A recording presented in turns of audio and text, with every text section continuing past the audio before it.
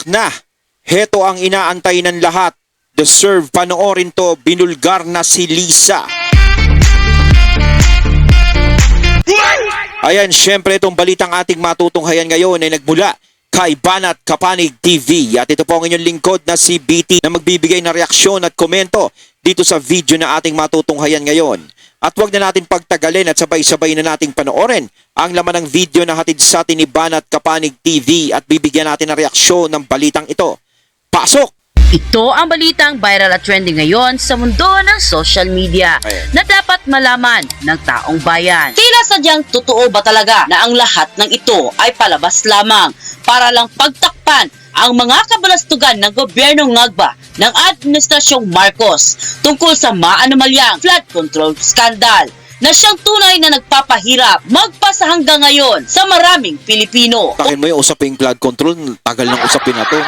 Former Chief of the Philippine National Police na ngayon Special Advisor ng ICI na ipinalit kay Mayor Magalong na si Rodolfo Azurin Jr. Binasag ng katahimikan at katotohanan at may nakakagulat na ibinunyag sa publiko na pilit at ayaw ipalabas di umano ng mga bayarang media sa publiko. Gaano kaya ito katotoo mga kapanig? Ang revelasyon na ito ating alamin. Pero bago ang lahat, kung bago ka pa lamang sa aming channel, ay huwag kalimutang mag-like, subscribe at i-click ang notification bell para mas maging updated ka pa lalo sa lahat pa ng mga bagong videos na i-upload namin. At yun na nga mga kapanig. Matapos ang ilang buwang mga pakulo, kadramahan at pag-iimbestiga ng Independent Commission for Infrastructures o ICI ni Marcos Jr. tungkol sa mga maanomalyang flood control scandal, ay sadyang hindi talaga mapipigilang lalabas at lalabas talaga ang buong katotohanan. Ayon sa balita, ICI, wala pang nakikitang maaring makasuhang opisyal sa flood control anomaly. Nilinaw ng Independent Commission for Infrastructure ICI na wala pa silang nakikilalang opisyal ng gobyerno na maaring sampahan ng kaso kaugnay ng mga controversial na flood control projects. Sa isang press conference ngayong ano masasabi nyo dyan mga katunay? Wala pa raw nakikita ang ICI na makakasuhan na mga tao dyan sa gobyerno na nasasangkot sa ganyan. O, sinasabi na sa inyo eh. Walang mangyayari dito eh. O, diba? Mantakin nyo ha. Sinasabi nila yan, wala silang nakikitang mananagot. Oh, so sayang lang yung ginawa na rally nung September 21 at yung mga darating pang rally, wala eh. Kung etong mga to ang humahawak ng investigasyon, wala talagang mangyayari. Talagang wala talaga, as in W-A-L-A, wala. Araw sinabi ni ICI Special Advisor Rodolfo Azurin Jr. As of now, wala pa kaming nakikita. As of now, we haven't seen any more yet from the government side who may be charged. Ayon kay Azurin, mula sa ibaba pakyat ang direksyon ng kanilang investigasyon kaya't hindi pa matutukoy kung may matataas na opisyal na sangkot sa Ghost Project. Sa parehong media briefing, sinabi rin ni ICI Executive Director Brian Husaka na magiging evidence-based ang anumang kasong isasampa ng komisyon. Sa ngayon, mga kontratista at district level signatures pa lamang ang nakikilala ng ICI na posibleng may pananagutan sa maanomalyang proyekto. Formal lang pumalit si dating PNP Chief Rodolfo. Mantakin nyo, no? Yung mga nasa ibaba lang talaga yung maaari nilang kasuhan. Yung nakikita nila, yung may posibilidad. Pero yung pinakamataas is hindi nila makita. Kaya nga yung tinutumbok dito, kung yung mastermind ang gustong matumbok dito, malabo pa sa tubig, imbornal yan. Kaya talaga wag nang aasahan yan eh. Po Azurin Jr. kay Mayor Benjamin Magalong bilang Special Advisor ng Independent Commission for Infrastructures o ICI. Sa kanyang unang pahayag, binigyan din ni Azurin na ang laban kontra katiwalian, lalo na sa mga proyekto ng flood control, ay dapat isulong sa pamamagitan ng pagkakaisa, hindi sa gulo, hindi sa karahasan. Sa buong bansa, tumitindig ang boses ng iba't ibang sektor, mga mamamayan, manggagawa, profesional at kabataan na nananawagan sa ating mga sundalo at pulis na magkaisa sa krusada laban sa korupsyon. Tama ang kanilang panawagan at makatarungan ang kanilang layunin. Ngunit dapat nating tandaan ang tunay na pagbabago ay hindi makakamtan sa pamamagitan ng pagkawatak-watak kaguluhan o karahasan. Na lumabas nga ang balitang ito ay Sus, wag na kayo manawagan ng ganyan. Wala namang, hindi naman magkakaroon ng kaguluhan o ng karahasan o kahit na anuman kung ang pamamalakad naman talaga dito sa atin ay matino. 'Di ba? Ginusto din ba ng mga tao na magkaganon? Yung mga tao mga nagrarally, gusto ba nila na magkaganon sila? Gusto nila na manakit ng mga kahit na sino? Gusto ba nila na pumunta sa kalsada, pumunta sa ganito para ipaglaban yung karapatan nila? Hindi nila gusto yun. Kaya lang talaga sila nagkakaganon. Kaya talaga ginagawa nila yun dahil hindi na nila masikmura, hindi na nila matiis yung mga nangyayari ngayon. Kaya hindi rin natin sila masisisi kung bakit sila nagiging ganon. 'Di ba? Kaya yung sinasabi nyo, yung pagkakawatak-watak, hindi ka kailangan, madali lang kasing sabihin yan sa salita. Pero napakahirap hong gawin yan kung ang nakikita ng taong bayan ganito, paulit-ulit. Yung tipong yung bansa natin walang pag-asa. Tapos sasabihin nyo pa, wala kayong nakikita na maaaring managot, na mga matataas na maaaring managot. Ang nakikita nyo lang na may posibilidad na managot yung mga kontraktor, yung mga ganito, ganyan, ganyan. Sa tingin nyo ba kikilos siyang mga yan kung walang tao na malaki sa likod ng mga yan? Hindi maglalakas loob yung mga yan para kumilos ng ganyan. Kaya wag na sana natin ginagawang tanga ang mga tao. Kung gusto nyo ng mapayapa, ayusin nyo yung investigasyon ninyo. Hindi dapat ganyan. Tumani agad ng samut-saring komento mula sa marami sa ating mga kababayan na kung saan ay marami nga sa kanila ngayon ang hindi napigilan ng kanilang sarili na maglabas ng kanilang hinaing at komento sa mundo ng social media. At ayon pa sa kanila, sa umpisa pa, alam namin ang utak dyan. PBBM, sa Araneta, Martin Romualdez at Saldico. Sa totoo lang, feel na feel sa taong bayan kahit 24 to 24 hours kang maglalakad ng kalsada. Hindi ka nangangamba, siguro may mga masama, pero ilan-ilan lang. Dahil takot sila sa pamumuno ni PRRD. Diyos ko, tamang sinasabi, God save the Philippines. Tama yun. Nung panahon ni PRRD, no, ang nababalitaan natin is yung mga durugista, yung mga nagtutulak, sila yung mga nagiging laman ng balita. Pero kung tutuusin, yung mga taong bayan na mga matitino, mga naghahanap buhay ng maayos, mga kumikilos ng maayos, walang nagiging biktimang ganon. Wala kang nadidinig gaanong mga balita na harap-harapan, diba? Tinitira na lang. Nakikita natin ngayon sa Facebook, napakadaming kriminalidad, halos ginagawa na lang sa harapan ng mga tao. Meron tayong napanood sa harapan ng computer shop, sa harapan ng palengke, sa harapan ng sa harapan ng mga tao, kung saan-saan, sa daanan ng mga jeeps, kahit saan. Halos ginagawa na nila sa harapan ng mga tao. Wala na silang kinatatakutan ngayon. Hindi katulad nung panahon ni PRRD, lahat ng mga tao noon may takot. Lahat ng kriminal may takot dahil alam nila mangyayari sa kanila. Sinasabi nga nung isang vlogger dati, nakita ko na yung panahon daw ni PRRD, kaya lang naman kasi takot ang mga tao. Yun nga ang importante. Kailangan matakot yung mga tao na gumawa ng masama. Kung hindi mo tatakutin yun, o gaya ngayon, mga hindi na sila takot. Kahit sa harapan ng mga tao. Diba? Tapos meron pang video, pinapasok sa loob ng bahay. Pinapasok sa loob ng bahay, binubugbog sa loob ng bahay. Tama ba naman yun? Hindi na nga natatakot ngayon. Yung mga kriminal, hindi na sila natatakot, wala na silang Kasi nga hindi nila nakikitaan ng ngipin. Hindi katulad dati.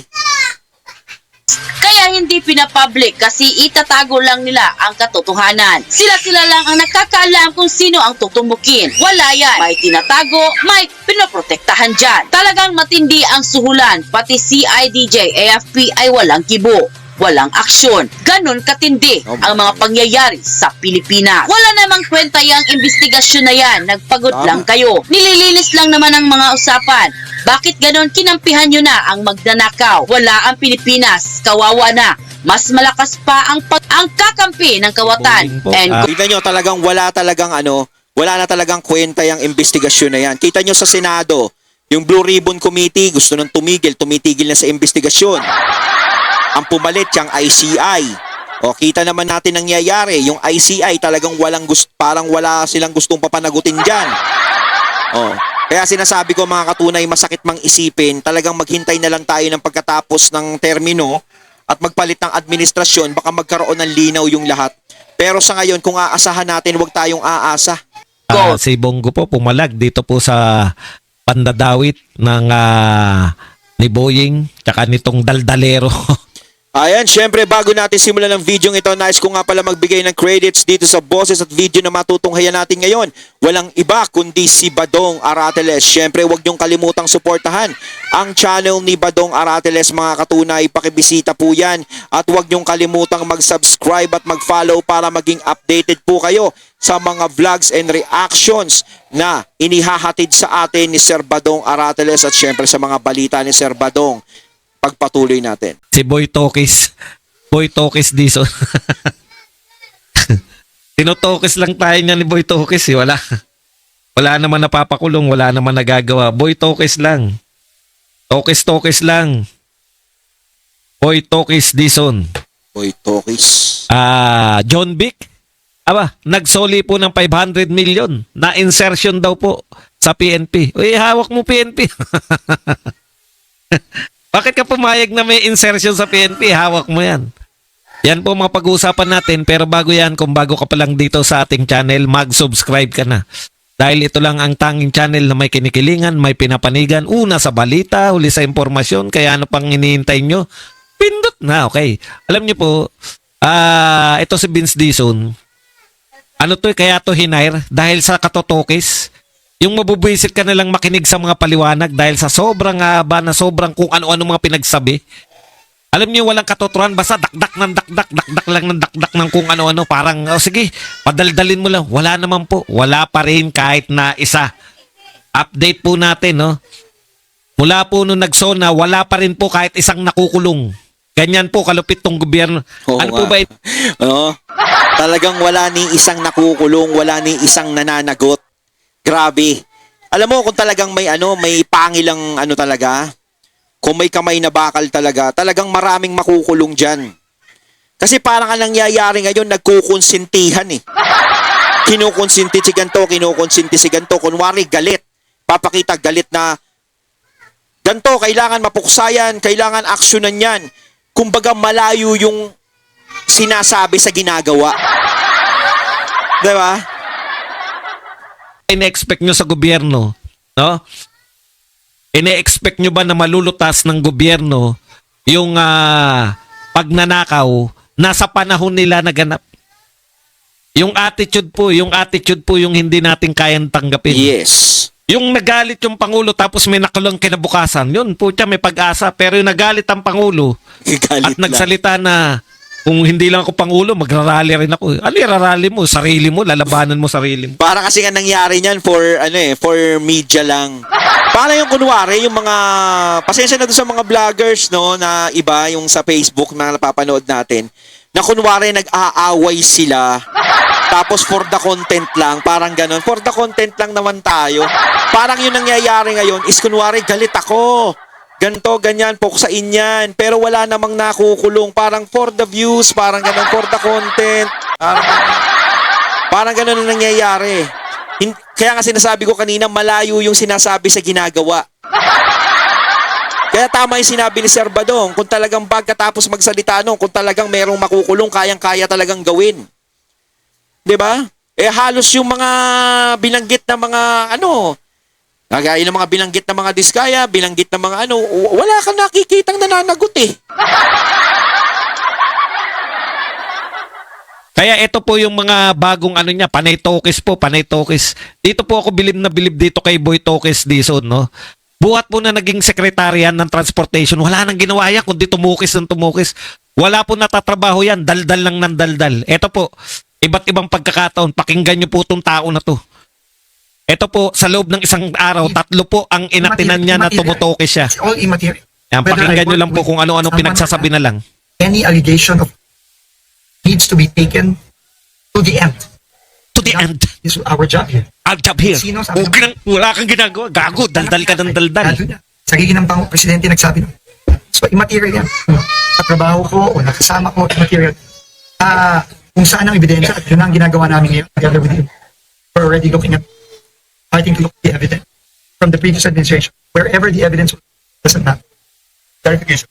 Ang takaw niya sa mikropono, no? Si Vince Dizon, pag nakakita ng camera, kahit hindi naman siya yung main guest, pupuntahan niya yung mga camera at magpapa-interview na. Ito pa po isang interview. And mag-cooperate sila. Kung hindi sila mag-cooperate, pasensyahan tayo. Nak nung pumunta Ganun pa naman kasimple yun eh. Kinakailangan mag-cooperate sila. Kung hindi sila mag-cooperate, pasensyahan tayo. Yan po si... Tapang, no? Eh. Kaya yun yung mga magaganda ngayon eh. Malayo yung sinasabi sa ginagawa. Sinabi niya sa mga diskaya. Pasensyahan tayo. Ganun lang naman kasimple yan eh. Ilan na ba napakulong mo? Wala pa. O, sige, tuloy natin. Binigyan na nga sila ng pagkakataon ng ICI na mag-cooperate. Pero ngayon, hindi sila mag-cooperate. Teka lang, sandali lang ha. Nagagalit siya sa mga diskaya. Tama naman yung sinasabi ni Sir Badong. Okay lang sana magkagaganyan ka kung meron ka nang napakulong. Galit na galit ka sa mga diskaya kung di man sila nakikipag-cooperate. Ang tanong, kung makikipag-cooperate ba sila na makikipag-cooperate, kung ano yung sabihin nila, may mangyayari ba? Hindi ko sa pinagtatanggol ang mga diskaya, isa din ako sa mga naiinis dyan. Gustong-gusto ko sabunutan yung mga yan. No? Pero ang tanong, kung sakaling magsalita ang mga diskaya ulit, at magsalita lang kung sino-sino ang sabihin nila, mapapanagot nyo ba yung mga sinasabihan nila ng ganon? Handa ba kayo? Kasi kung mananakot kayo, ilagay nyo sa lugar. Kung manininda kayo, ilagay nyo sa lugar. Hindi dapat ganyan. Uulitin ko, iba po yung sinasabi nyo sa ginagawa ninyo. Diba? Lahat ng mga kaso against them, talagang, wala nang possibility na mag-state witness o ano. Kasi sila na mismo nagsabi na ayaw na yung mag-cooperate. Okay, yan po ang sinabi ni Boy Tokis. Napakagaling mo tumukis. Ang galing-galing mo, panay ka Tokis. Wala ka naman napapakulong. Ginigigil nyo sa Sir Badong eh. And tanda, Ito pa isa. Si Boy Tokis pa rin. Ibang okasyon naman to. Tuwing nakakakita po siya ng camera, basta nagsasalita na lang. Wala nang ano-ano yan. Respond by reiterating what the President told me when I was asked to take on the DPWH portfolio. Simple lang po ang sinabi ng Pangulo nung nag-usap kami. Kailangan linisin ang DPWH from top to bottom. Ang ganda magsalita. Kailangang linisin ang DPWH from top to bottom. Kaya lahat po na ginagawa natin nitong nakaraang buwan, 1 month and 1 week, it's para sundin yung utos sa atin ng Pangulo. Galing. Galing mo talaga. tandaan nyo ha, Panay ka Tokis. Si Boy Tokis po. Kaya Ayan. nga sinasabi dito nadinig natin, kailangan linisin ang DPWH. Paano nyo lilinisin yan? Sige, lilinisin nyo. No? Pero ang tanong nga dyan, wala din namang nakukulong Kahit i-reformat nyo yan, nandiyadyaan pa rin ang virus. Hindi nyo pa rin tinatanggal. Magpapabalik-balik lang yan. Hindi nyo pinu-full format. Gumawa muna kayo ng aksyon. No? Gumawa muna kayo ng aksyon.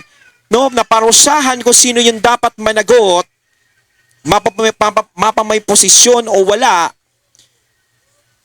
Bago kami maniwala, bago nyo i-reformat o i-reset yung DPWH, bago nyo linisin, hindi kayo pwedeng maglinis ng bakuran nyo, diba? Kung yung bakuran nyo sa labas, hindi nyo pwedeng linisin kung marumi naman ang loob ng bahay ninyo. Diba?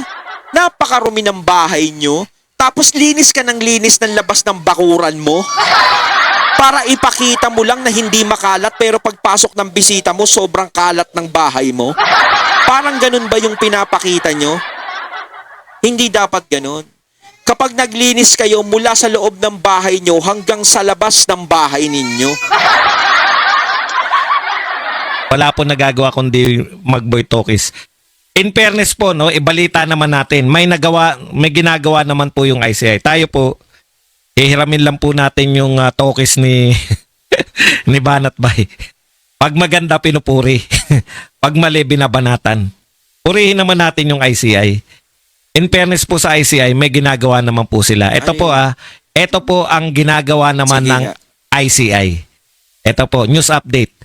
Ano po ba ang ginagawa nyo sa ICI ngayon? Kasi wala po kaming alam dahil hindi po televised. Kahit po hindi live yung ginagawa po nila, i-update ko po kayo. Kasi ganun talaga eh. Kung may ginagawa naman, i-update mo ba dong? Hindi yung banat ka lang ng banat. May ginagawa naman, hindi naman tokis lang ng tokis yung katulad ni Boy Tokis Dizon eh. Ha? Hindi naman nagtotokis lang yung ICI. May ginagawa po yan. At dapat po, kahit po ahensya ng pamahalaan yan, kung may ginagawa, pupurihin mo. Ano yun? Ha? Babatiin mo sila. Ipagmamalaki mo yung gagawin nila. O, di po ba? Thank you very much muna kay Amik TV 45 na nagbigay ng 499 pounds. Oh. Eto po, bago tayo nagpasalamat kay Amik, i-reveal ko na po ang ginagawa ngayon ng ICI. Magugulat po kayo kasi hindi po live. Hindi po natin alam. Pero nagulat po ako. Sabi ko, ganun po ako nagulat. Grabe Ano yun? po, gulat na gulat ako. Ang dami palang ginagawa ng ICI ngayon. Akala nyo ba? Ha? Dapat to sa ICI, pinaparangalan talaga. Ang dami po nila nagagawa. Haba niya, Sir. Ito po, sasabihin ko na po. Ano yun? Kasi sa sobrang dami, baka maubusan po tayo ng oras.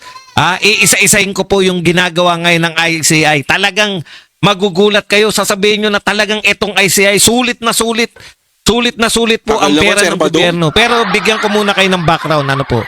Nung July po, in-announce ni BBM na lalabanan, habulin yung mga corrupt officials single dyan sa flood control project. Mahiya naman kayo, di ba? Yan sa kanyang zona. July po yan. July, August, September, October na po ngayon. 4 na buwan na po ang nakakalipas buhat ng sinabi ng Pangulo na hahabulin nila. May ginagawa naman po. No? May ginagawa naman po. Sabihin nyo pa po na ako ay makagobyerno na. Wala tayong magagawa. Kinakailangan po natin batiin. Ha? Kahit po yan na tayo po ay maka-Duterte, magagalit po kayo kasi binabati po natin ang IC. Sir Badong, daming paliko-liko eh.